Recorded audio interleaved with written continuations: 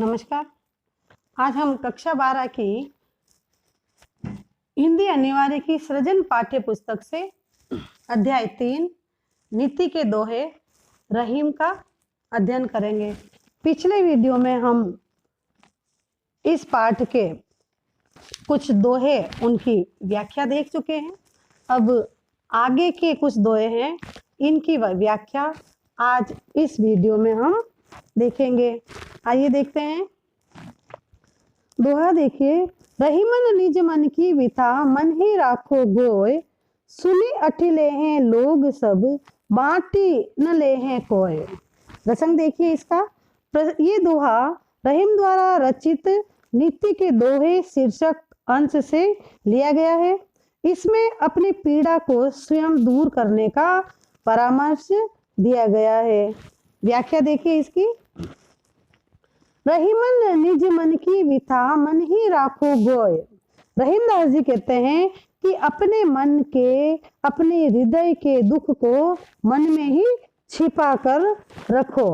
मन ही राखो गोय, गोय छिपा कर। अपने दुख को अपने अंदर ही, अपने मन में ही छिपा कर रखो। क्यों? क्योंकि सुनी अटिले हैं लोग सब माटी न ले हैं कोय। क्योंकि हम अगर दूसरों के सामने अपनी पीड़ा बताएंगे, दूसरों के को अपना दुख बताएंगे, अपनी पीड़ा को दूसरों के सामने प्रकट करेंगे, तो क्या होगा कि लोग उसका उपहास करेंगे, उसका हंसी उड़ाएंगे उसकी। इसलिए अपने दुखों को क्या है, अपने अंदर ही रखो। लोग उस पीड़ा को दूर तो नहीं करेंगे, बांट ही न ले कोई, आपका दुख कोई बांटेगा नहीं, लेकिन हंसी जरूर उड़ाएगा। क्योंकि ऐसे सच्चे हितैषी बहुत कम लोग होते हैं जो कि किसी का दुख बांटे, उसकी पीड़ा का समाधान करें। और ऐसे ज्यादा होते हैं, ऐसे अधिक लोग होते हैं जो कि आपका दुख सुन तो लेंगे लेकिन आगे जाके उसका उपहास उड़ाएंगे। इसमें लोक व्यवहार की सुंदर व्यंजना हुई है। उपहास करने वाले सच्चे हितैषी नहीं होते हैं। देखिए अगला दोहा। दीन सबन को लखत है दीन ही लखे न कोय, जो रहीम दीन ही लखे दीन बंधु सम होय। प्रसंग देखिए। ये दोहा रहीम द्वारा रचित दोहावली से संकलित नीति से संबंधित है। इसमें दीनहीनों की सहायता करने का संदेश दिया गया है। व्याख्या देखिए। दीन सबन को लखत है। दीन निर्धन व्यक्ति है, वो सभी की ओर देखता है, लेकिन जो दीन है उसकी तरफ कोई नहीं देखता है। दीन लोग, कुछ दीनहीन लोग या निर्धन है, वो कुछ पाने की चाह में सबकी ओर देखते हैं, परंतु कोई उनकी तरफ ध्यान नहीं देता है। दीन ही लखे न कोई, कोई उनकी तरफ ध्यान नहीं देता है, उनकी सहायता कोई नहीं करता है। जो रहीम दीन ही लखे दीन बंधु सम होए। अब रहीमदास जी कह रहे हैं कि जो व्यक्ति दीन दुखियों की सहायता करता है, जो रहीम दीन ही लखे, जो दीन की तरफ देखता है, यानी दीन दुखियों की सहायता करता है, वह साक्षात ईश्वर के समान होता है। दीन बंधु सम होय। दीन बंधु यानी ईश्वर। जो दीनों की ओर देखता है, दीनों की मदद करता है, सहायता करता है, वो दीन बंधु के समान यानी ईश्वर के समान होता है। इसलिए मनुष्य को दीनहीनों का उपकार करते रहना चाहिए। दीनों का रक्षक होने से ही भगवान को दीन बंधु कहा गया है, और गरीबों का दुख देखकर उनकी सहायता जो करते हैं उनको दीन बंधु जैसा माना गया है। अगला दोहा देखते हैं। दोनों रहीमन एक से जोलो बोलत नाही, जान परत है काक पिक बस ऋतु बसंत के माही। प्रसंग देखिए इसका। ये दोहा कवि रहीम द्वारा रचित नीति के दोहे से संकलित किया गया है। सज्जन की पहचान आत्मिक गुणों और वाणी से होती है, इसका इस दोहे में वर्णन किया गया है। देखिए व्याख्या। दोनों रहीम एक से जो लो बोलत नाही। कवि रहीम कह रहे हैं कि कौवा और कोयल दोनों रूप रंग में एक समान होते हैं, वो उनको पहचान पाना, उनमें भेद करना कठिन होता है, वे जब तक बोलते नहीं है। जब तक कौवा और कोयल बोलते नहीं है तब तक उन दोनों में भेद करना कठिन होता है। लेकिन जान परत है काक पिक ऋतु बसंत के माँ है। लेकिन बसंत ऋतु में जब कौवा काव काव करता है और कोयल मधुर मधुर वाणी में बोलती है, कूक करती है, तब उनकी दोनों की पहचान हो जाती है और उनका भेद खुल जाता है। यानी वाणी व्यवहार से दुर्जन और सज्जन की पहचान हो जाती है। बाहरी रंग रूप समान होने से धोखा हो जाता है, इसलिए इसे सावधान रहने का सुंदर परामर्श इस दोहे में दिया गया है। चलिए अगला दोहा।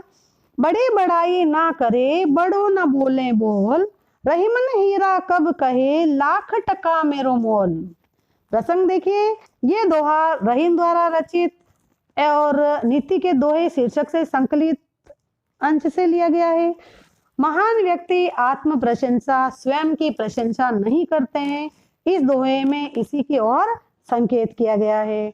व्याख्या देखिए। बड़े बड़ाई ना करे, बड़े न बोले बोल। बड़े लोगों का स्वभाव होता है कि वे अपने मुंह से अपनी बड़ाई नहीं करते हैं, अपनी प्रशंसा स्वयं नहीं करते हैं।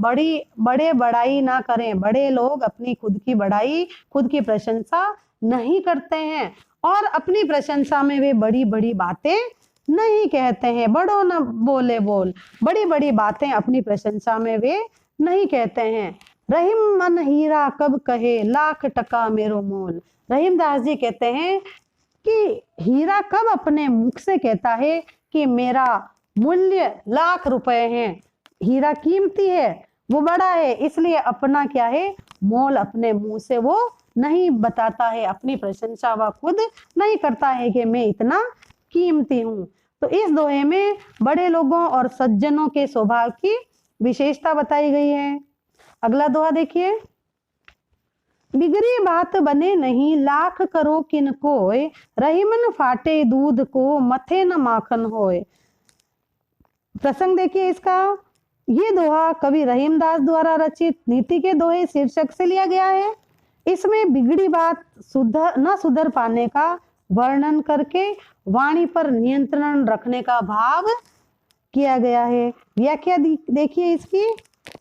कवि रहीम कहते हैं कि बिगड़ी बात बने नहीं, लाख करो किनको। बिगड़ी हुई बात है, वो लाख उपाय कर लो फिर भी वो उसको सुधारा नहीं जा सकता है, वो वापस नहीं सुधरेगी। कैसे नहीं सुधरेगी कि रहीमन फाटे दूध को, मथे न माखन होए। जिस प्रकार की दूध फट जाता है और उसको आप कितना ही उसको मथो, लेकिन उसमें से मक्खन आप नहीं निकाल सकते हो। इसी तरह क्या है, एक बार बात बिगड़ गई है तो वो वापस उसमें सुधार नहीं किया जा सकता है। तो इसमें आशय ये है कि सदा कोशिश ये करनी चाहिए कि बात बिगड़े नहीं और आचरण और वाणी पर हमेशा नियंत्रण बना रहे। वाणी व्यवहार में सदैव सावधानी रखने का संदेश इस दोहे में दिया गया है। अगला देखिए दोहा।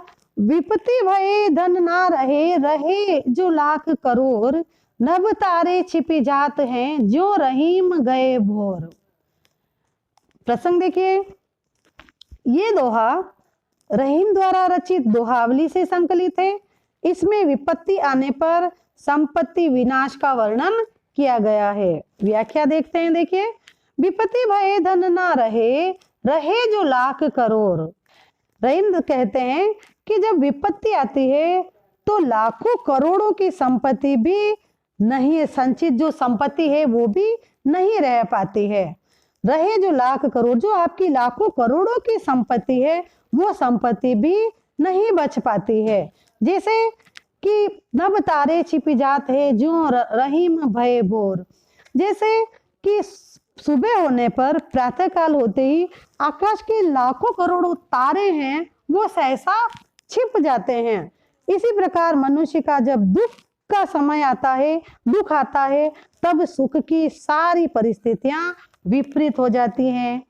जीवन में सुख और दुख, संपत्ति और विपत्ति, ये दो दशाएं एक दूसरे के विपरीत आती हैं। विपत्ति आने पर धन भी नष्ट हो जाता है, ये शाश्वत सत्य है। ये इस दोहे में बताया गया है। अगला दोहा देखिए। मांगे घटत रहीम पद, कितो करो बड़ी काम। तीन पेग वसुधा धर करी, तऊ वावने नाम। प्रसंग देखते हैं। ये दोहा रहीम द्वारा रचित दोहावली के नीति के दोहे शीर्षक से लिया गया है। इसमें याचक बनने पर गौरव घट जाने का वर्णन किया गया है। व्याख्या देखते हैं। मांगे घटत रहीम पद, कितो करो बड़ी काम। रहीम कहते हैं कि आदमी चाहे कितना ही बड़ा हो, लेकिन एक बार जब वो याचक बन जाता है तो याचक बनते ही उसका बड़प्पन और सम्मान सारा धूमिल हो जाता है, सारा नष्ट हो जाता है।